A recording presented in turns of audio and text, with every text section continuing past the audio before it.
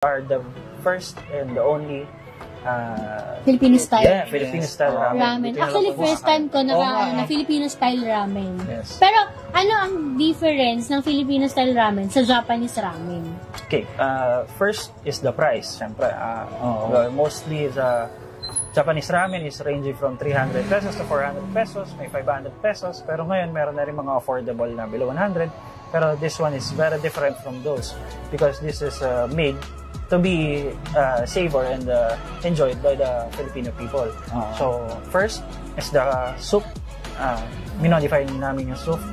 In-innovate namin siya as creamy and savory. So, napansin kasi namin, ang Pinoy is mahilig sa creamy na foods like the carbonara.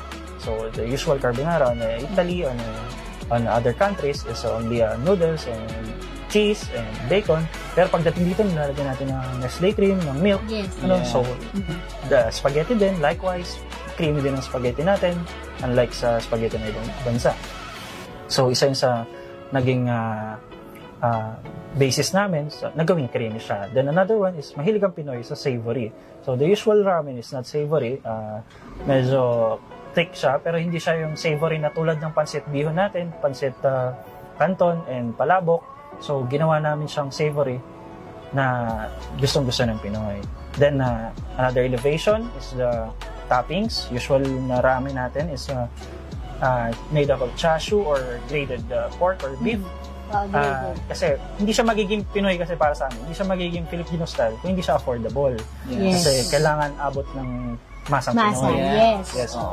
So, we modified the toppings. Ginawa namin siyang only pork. Pero, pinalambot namin siya to the point na hindi mo na siya kailangang hiwain. Shredded na siya. Kahit yung spoon itself, kaya mo na siyang kainin. So, hindi kami nag-chopsticks dito. Talagang spoon lang yung sinuserve. Oo, kasi mostly ng mga Filipino, pag kami kumakain sa ramen, hindi siya marunong mag-chopstick. Sabi ko talaga, spoon ako. Ngayon nga po, nagiging pan nga po yun dito. Kapag, sir, may chopstick ka. Hindi po, Filipino style kasi. Okay. So, pero wag niyo naman pong kakamayin. Kasi Filipino style mo. Okay talaga. Then, another innovation is the noodles. Usually, egg noodles or hand-pulled noodles ang ginagamit natin sa Japanese ramen. Pero sa amin, very Pinoy, Miki at saka bihon. Yung Miki na ginagamit natin sa mami and yung bihon na ginagamit natin sa palabok. Yan, that's it. Magkasama? Yes. Opo. So that we can experience two different textures on one bite. The thick one and the